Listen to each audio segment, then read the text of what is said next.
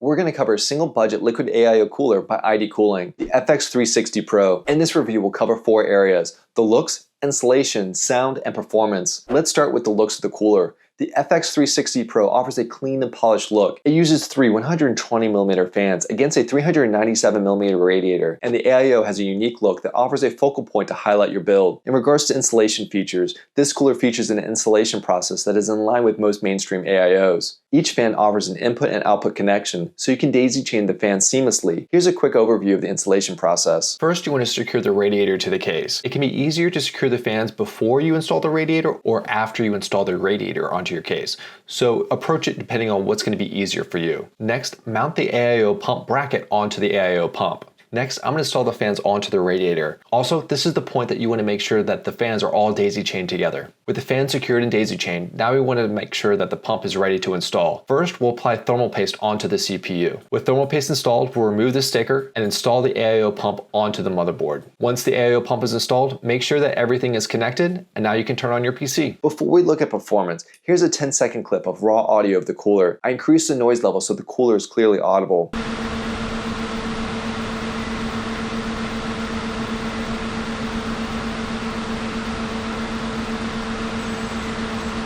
Now, we know you're here to see how this cooler performs, so let's dive into it. We will first compare this cooler to the average cooler, and then show you the results based on coolers of a similar weight class. For each compare, we will show the coolers over idle, high, and overclock temperatures, and show you 2 sets of charts. One that looks performance normalized by percent speeds, and one that looks performance normalized by sound. In our first set of charts, normalized by percent speeds, against the average of all coolers tested, we have temperatures on the left represented by the solid line, noise on the right represented by the dashed line, and percent speeds on the bottom.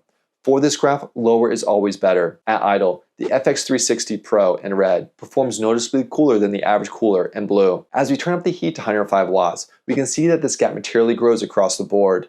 Additionally, we can see that the FX360 Pro is noticeably louder across the board, driven primarily by the pump. It is important to note that the pump was put at 100% fan speed for testing and can be lowered when high performance isn't needed. When we push the cooler to 130 watts, we can see that this cooler offers comfortable temperatures across all fan speeds. And if you want to stay up to date on more benchmarks, hit that subscribe button. In our second set of charts normalized by sound against the average cooler, we have temperatures on the left, noise on the bottom, with lower being better. At idle, we can see that the FX360 Pro provides better cooling for a given noise level. And when we push the CPU to 105 watts, we can see that this cooler offers significantly better cooling than the average cooler tested at comparable noise levels. When we push the CPU to 130 watts, we can see that this trend continues. And if you're liking this video, don't forget to hit that like button. Next up, we will compare the FX360 Pro to a few other coolers in its weight class, including the Arctic Liquid Freezer 360, the Thermalright Phantom Spirit, and the Noctua NH-D15G2. Additional comparisons can be found on our website at pcanalytics.com. At idle, we can see that the FX360 Pro provides similar level cooling as the cooler shown.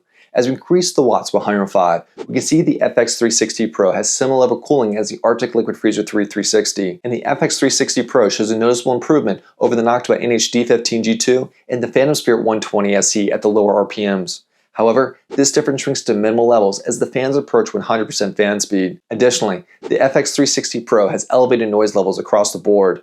When we increase the heat to 130 watts, we can see that this trend continues. Next up is our charts normalized by sound. At idle, all coolers offer similar performance for a given noise level. As we turn up the heat to 105 watts, we can see that the FX360 Pro is within a few degrees for a given noise level at the lower decimals. When we push the CPU to 130 watts, we can see that this trend continues. And if you want to see a deep dive into the Arctic Liquid Freezer 360, check out this video here.